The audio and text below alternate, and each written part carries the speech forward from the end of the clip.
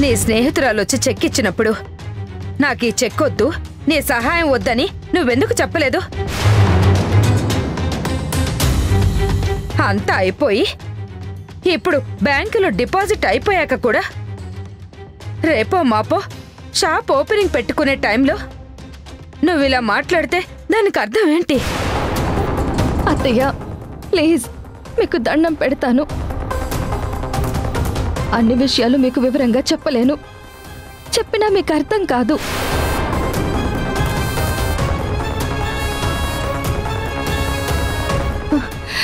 మీరు ఏం జరిగింది అని ఎన్నిసార్లు అడిగినా నేను మాత్రం సమాధానం చెప్పలేను. దాని గురించి ఆలోచించడం కూడా వేస్ట్. ఈ లోన్ రావడం మీకు సంతోషాన్ని ఇస్తుందేమో కానీ నాకు మాత్రం బాధనిస్తుంది.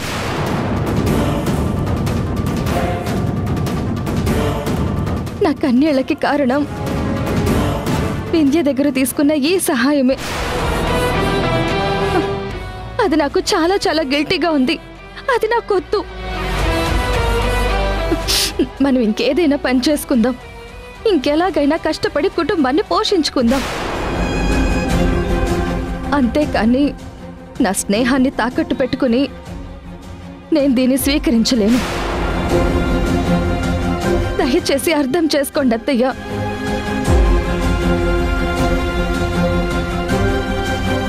ఏమండి, దయచేసి మీరు దీంట్లో తప్పులు వెతక్కండి ప్లీజ్. సంధ్య. అమ్మ సంధ్య,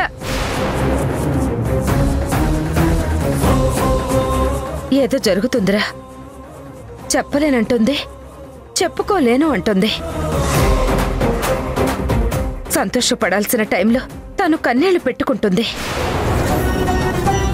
నువ్వు తనతో వ్యక్తిగతంగా మాట్లాడు. ఈ లోన్ తీసుకుంటామా లేదా అనేది పక్కన పెడదాం. తన సమస్య ఏంటో ముందు నువ్వు తెలుసుకోరా.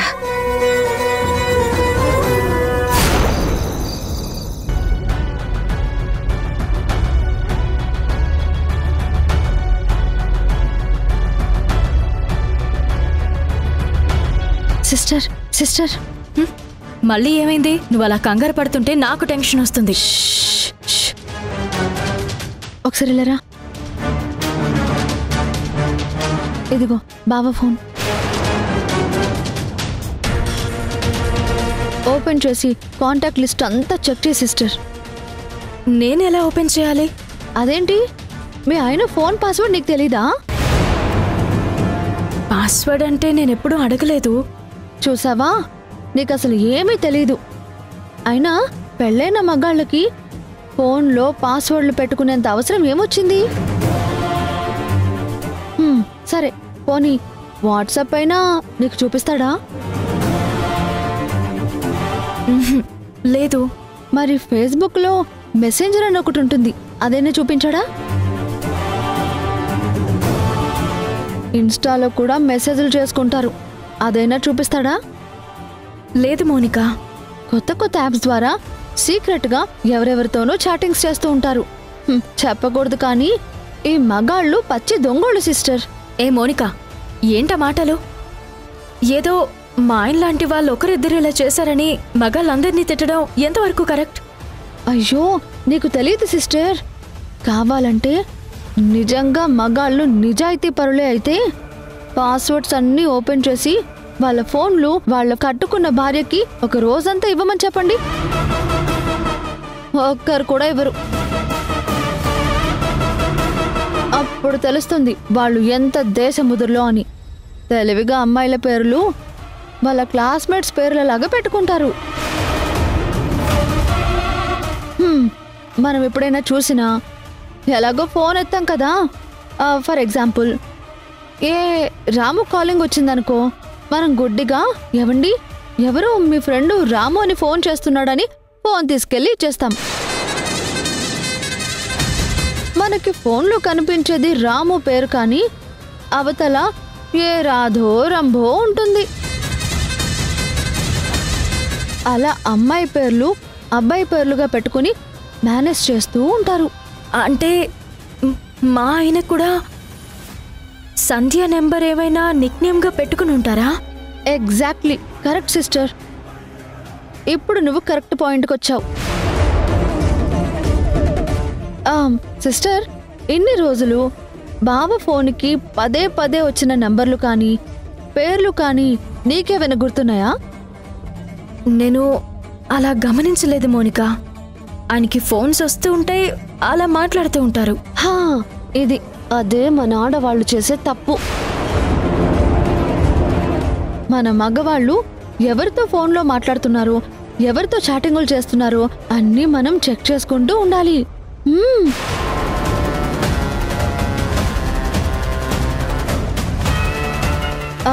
సిస్టర్, చెప్పకూడదు కానీ ఈ మధ్య వాష్రూమ్స్లోకి ఫోన్లు తీసుకువెళ్ళి చాటింగ్స్, వీడియో కాల్స్ అంటూ ఒకటా రెండా, అవన్నీ నా నోటితో నేను చెప్పలేను.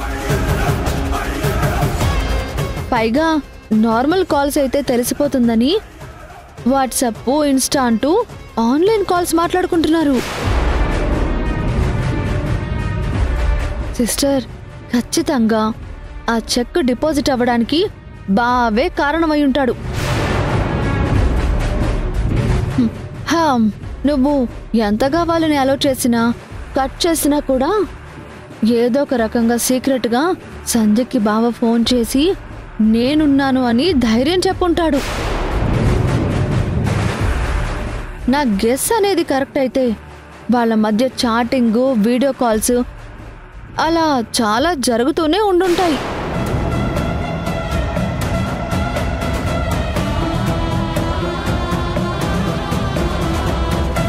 భయమేస్తుంది మోనిక. మన ఇంట్లో ఉండే మగవాళ్ళు మనకి తెలియకుండా ఇన్ని చేస్తారా?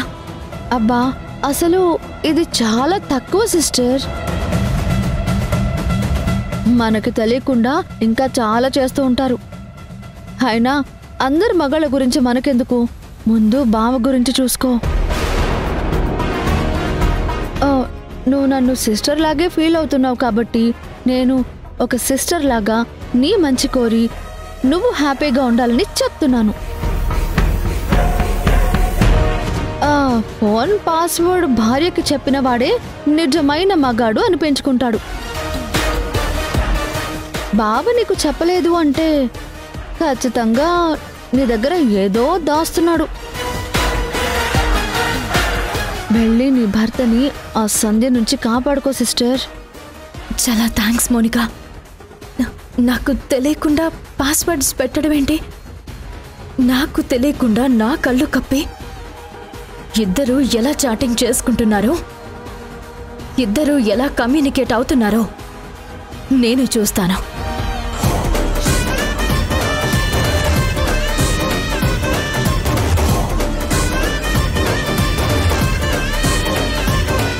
బావా, ఇంక నీ కథ ఆరంభమైంది. నీకు టార్చర్ స్టార్ట్ అవుతుంది.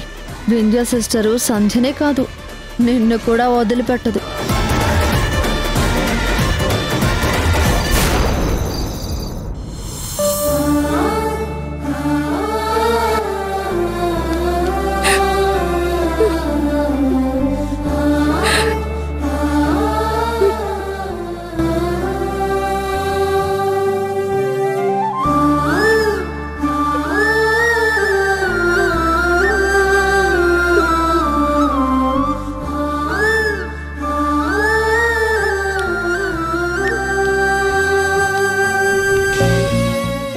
సంధ్య,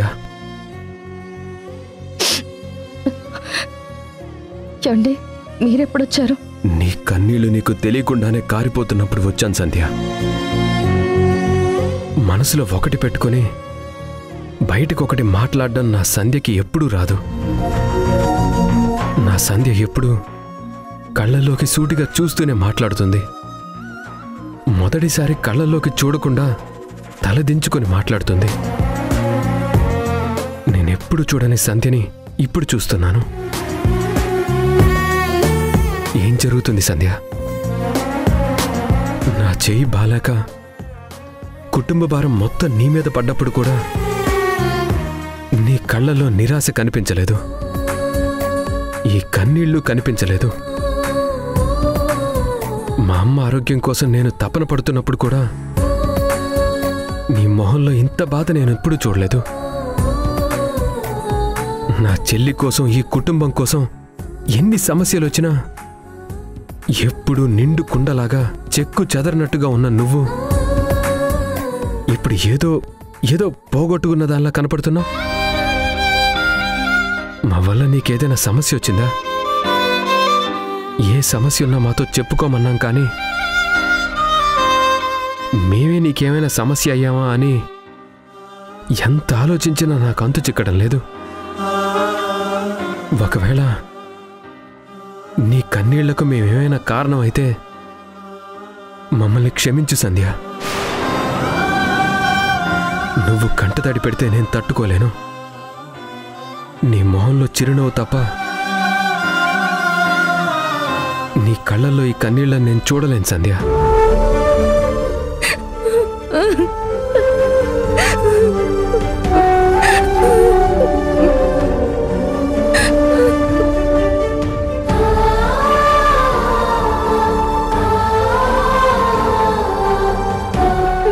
నన్ను క్షమించండి. ఎంత దాచుకున్నా బాధని కంట్రోల్ చేసుకోలేకపోతున్నాను. పైకి నటించలేకపోతున్నాను. నేను బాధపడి మిమ్మల్ని అందరినీ బాధ పెడుతున్నాను. ఐఎమ్ సారీ అండి. సంధ్య, నువ్వు బాధపడాల్సినంత కష్టం నీకేమొచ్చింది? నా సంధ్య ఎప్పుడూ తలెత్తుకునే ఉండాలి. నా సంధ్య కళ్ళల్లో ఈ కన్నీళ్ళు ఎప్పుడు రాకూడదు. ఈ కన్నీళ్ళు ఆగిపోవాలంటే మేమేం చేయాలి?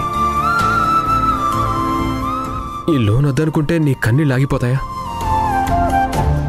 నిన్న మొన్నటి వరకు వింధ్య బలం అనుకున్న సంధ్య వింధ్య ఇచ్చిన సహాయం బలహీనతగా భావిస్తుందంటే అలాంటి లోన్ మనకొద్దు. ఆ డబ్బు కూడా మనకొద్దు. ఈ సహాయాన్ని, స్నేహానికి ఒక మచ్చ అని నువ్వు భావిస్తే ఈ లోన్ మనకొద్దు సంధ్య. నువ్వు సంతోషంగా ఉండాలంటే వింధ్య గారు నీ పక్కనే ఉండాలి. నువ్వు సంతోషంగా ఉండాలంటే మీ ఇద్దరి స్నేహం కలకాలం ఉండాలి. మనకి కష్టాలు వస్తూ ఉంటాయి, పోతూ ఉంటాయి. ఈ రూపంలో కాకపోతే ఇంకే రూపంలో అయినా మన సమస్యల్ని మనం పరిష్కరించుకోవచ్చు. లోన్ పెట్టుకుని ఆ వచ్చిన డబ్బుతోనే మనం బ్రతుకుతున్నావా ఏంటి? ఆ వచ్చిన డబ్బుతోనే మనం వ్యాపారం పెట్టుకుని భోజనం చేస్తున్నావా? ఈ పని కాకపోతే ఇంకో పని చేస్తాం. ఇంత చిన్నదానికే నువ్విలా చిన్నపిల్లలా ఏడిస్తే ఎలా సంధ్య? ఏమండి, మనకిది వద్దు అని అంటే ఎప్పుడు పక్కన పెట్టేసేవాడిని కదా. ఏమండి, ఇంత గొప్పగా అర్థం చేసుకునే భర్త దొరకడం నా అదృష్టం అండి. లేదు లేదు, మమ్మల్ని అందరినీ కంటికి రెప్పలా కాపాడుకుంటున్నా నీలాంటి ఒక కుందనపు బొమ్మ దొరకడం మా అదృష్టం. సారీ అండి. ఇక నుంచి నేను చాలా సంతోషంగా ఉంటాను. బాధపడను, కంటతడి పెట్టను. సరేనా? మాటల్లో కాదు, సంతోషం అనేది నీ మొహంలో కనిపించాలి. సరే పద, అందరం కలిసి భోంచేద్దాం. సంధ్య, నువ్వు లోన్ వద్దనుకుంటే వింధ్య గారు ఏం ఫీల్ అవ్వరు కదా? సరే సరే, నీ ఫ్రెండ్తో నువ్వే మాట్లాడుకో. పాపం అంత ట్రై చేసిన తర్వాత కూడా నువ్వు లోన్ క్యాన్సిల్ చేసుకున్నావని వింధ్య గారు ఫీల్ అవ్వకుండా నువ్వే మేనేజ్ చేయి. ఇక్కడ నువ్వెంత సంతోషంగా ఉన్నావో అక్కడ వింధ్య గారు కూడా అంతే సంతోషంగా ఉండాలి. మీ స్నేహం కలకల్లాడుతూ ఉండాలి. చిన్న చిన్న వాటికే బాధపడుతూ నువ్వు ఇలా కంట తడి పెడుతూ కూర్చోకు. స్నేహాన్ని అడ్డు పెట్టుకొని ఆ సహాయం తీసుకోవడం వల్ల నీకు స్వార్థంగా అనిపిస్తుంది, అంతే కదా? అలాంటి భావం నీ మనసులోకి వచ్చినప్పుడు ఈ సహాయం మనకు అవసరమే లేదు. వింధ్య గారితో నువ్వు మాట్లాడు, రాజేష్ గారితో నేను మాట్లాడతాను. నువ్వు హ్యాపీగా ఉండు సంధ్య. సరేరా, భోంచేద్దాం. ఏమండి, ఇంతగా అర్థం చేసుకుని భార్య సంతోషం కోరుకునే మీలాంటి భర్త దొరకడం ఏ ఆడపిల్లకైనా అదృష్టమే కదండి. నాకు కావాల్సింది ఆస్తులు అంతస్తులు కాదండి, మీరిచ్చే ప్రేమ కావాలి. మీరిచ్చే ఈ ప్రేమే నాకు కోట్ల ఆస్తితో సమానం.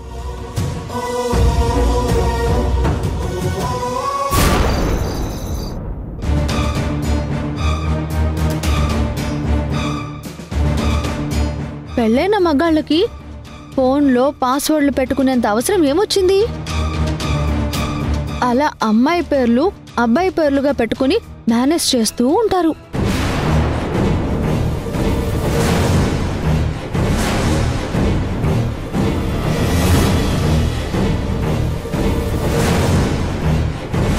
మనకి ఫోన్లో కనిపించేది రాము పేరు, కానీ అవతల ఏ రాధో రంభో ఉంటుంది.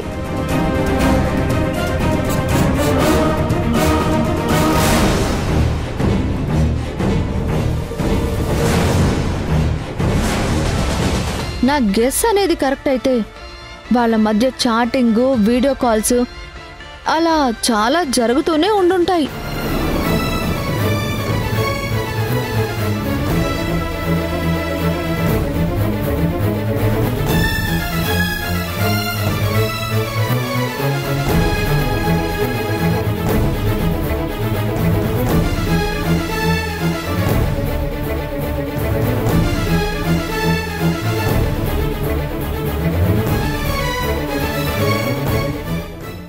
ఏం పేరు పెట్టుంటాడో?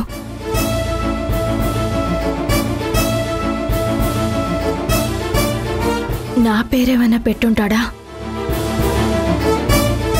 వింధ్య.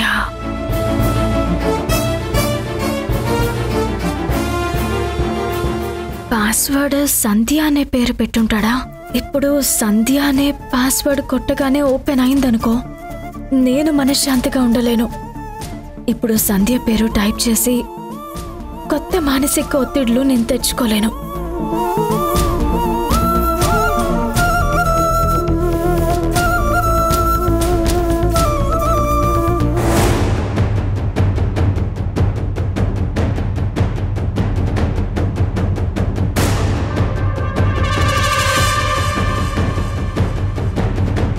అమ్మయ్యా,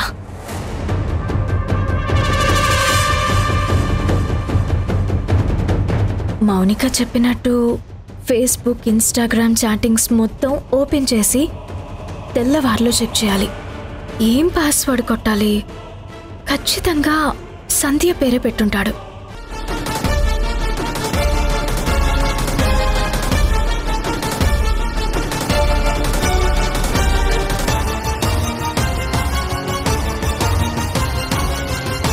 వింధ్య,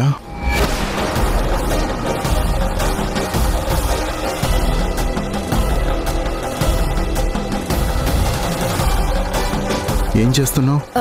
అది నిద్ర పట్టట్లేదు, అందుకే మీ ఫోన్ ఓపెన్ చేసి ఫేస్బుక్ అది చూద్దామని. ఏ రోజు లేనిది ఈరోజు మాత్రం ఎందుకు నిద్ర పట్టడం లేదు? ఎప్పుడు నా ఫోన్ ముట్టుకొని నువ్వు ఇప్పుడెందుకు తీసుకుంటున్నావు? ఏంటి వింధ్య, నీకేం కావాలి? అసలు మీ ఫోన్కి పాస్వర్డ్ ఎందుకు పెట్టుకుంటున్నారు? అంటే నా దగ్గర మీరేదో దాస్తున్నట్టే కదా? నాకు తెలియకుండా అసలు ఇందులో దాచుకోవాల్సిన రహస్యాలేంటండి? మీరు ఆ సంధ్యతో కలిస్తే దిగిన ఫోటోలా?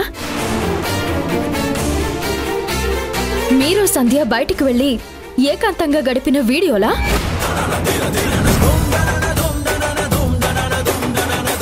లేదంటే అదేదో ఇన్స్టాగ్రామో ఫేస్బుక్లోనో చాటింగ్ చేసుకుంటారంట కదా? ఫోన్లో అయితే దొరికిపోతారు, కానీ చాటింగ్ అయితే తెలీదంట కదా? అలా ఏమైనా చాటింగ్ చేసుకుంటున్నారా? అందుకే కదా మీ మగాళ్ళు కట్టుకున్న భార్యకి తెలియకుండా ఫోన్లో పాస్వర్డ్లు పెట్టుకునేది. ఎంత అన్యాయం అండి! మీ బ్యాంక్ బ్యాలెన్స్ ఎంత ఉంటుందో మాకు తెలుసు, మీ ఫ్రెండ్స్ ఎవరో మాకు తెలుసు, మీ మగాళ్ళు ఏది ఇష్టంగా తింటారో, మీకు ఏది నచ్చదో కూడా మాకు తెలుసు. మీకు ఎలా ఉండాలో ఎలా ఉండకూడదో ప్రతిదీ తెలిసిన మా ఆడవాళ్ళకి ఒక పాస్వర్డ్ మాత్రమే ఎందుకు తెలీదండి? ఎందుకంటారు? అన్నీ ఇస్తున్నా మీరు ఈ పాస్వర్డ్ ఎందుకు చెప్పరండి? పాస్వర్డ్ మన పాప పేరు అను. నువ్వు ఏ రోజు పాస్వర్డ్ నన్ను అడగలేదు. అడుగుంటే ఎప్పుడో చెప్పేవాడిని. అయినా నీకు ఎందుకు ఇన్ని అనుమానాలు వస్తున్నాయో నాకు తెలియడం లేదు. అనుమానాలు వస్తున్నాయి, మరి ఏం చేస్తాం? రోజులు అలాంటివి. మరి వింధ్య, నిజంగా నిన్ను చూస్తుంటే నాకు చాలా బాధేస్తుంది.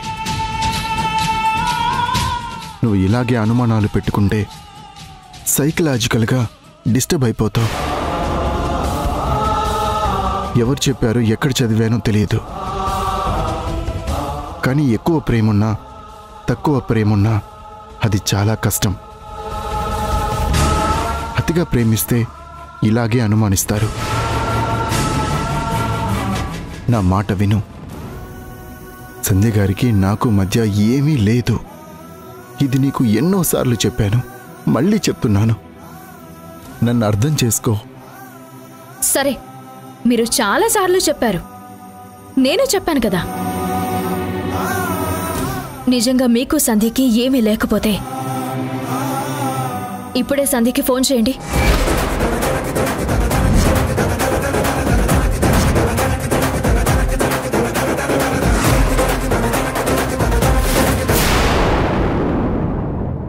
అత్తయ్యా,